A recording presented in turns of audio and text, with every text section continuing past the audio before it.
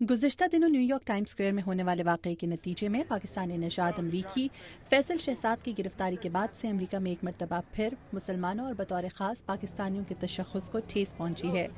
11 ستمبر کے واقعے کے بعد سے دنیا بھر کے مسلمان اور بطور خاص امریکہ میں بسنے والے مسلمان اس بات کو اجاگر کرنے کی کوشش کر رہے ہیں کہ اسلام دہشت گردی کے بجائے امن اور رواداری کا درس دیتا ہے۔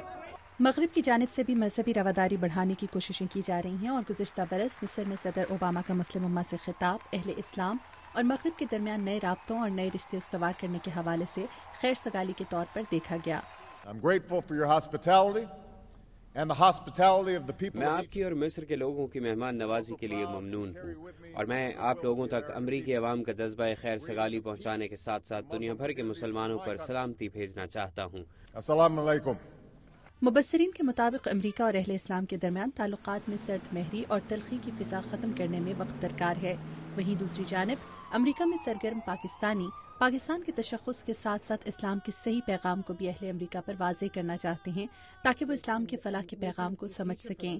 واشنگٹن کے تھنک ٹینک وڈرو ولسن میں ہونے والی ایک نشست میں پاکستان سے تعلق رکھنے والی کولمبیا بکس کی ایڈیٹر مدیحہ وارث قریشی نے اسی سوچ کے تحت پاکستان کا روشن پہلو اجاگر کرنے کی کاوش کی تاکہ ٹائمز اسکوائر جیسے واقعے کے بعد امریکیوں میں پاکستانیوں اور اسلام کے حوالے سے پیدا ہونے والے منفی جذبات میں کمی لائی جا سکے۔ Even though most of its donors are Muslims. بنیادی طور پر پاکستان کی 97% آبادی مسلمان ہے جبکہ اقلیتیں کم ہیں۔ پاکستان میں امدادی تنظیموں کو زیادہ تر امداد مسلمانوں سے ملتی ہے جو زکوٰۃ کی شکل میں ہوتی ہے، لہٰذا اسے آپ اسلامی امداد کہہ سکتے ہیں۔ In that aspect, it will be categorized as an Islamic charity.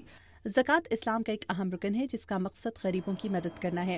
اس کا عملی مظاہرہ ہم نے 2005 میں آنے والے زلزلے اور گزشتہ برس سوات میں آپریشن کے دوران IDPs کی مدد کے وقت دیکھا تھا، ایک ایسے وقت میں جب اہل مغرب اور امریکہ میں مسلمانوں کے خلاف اچھے جذبات نہیں پائے جا رہے۔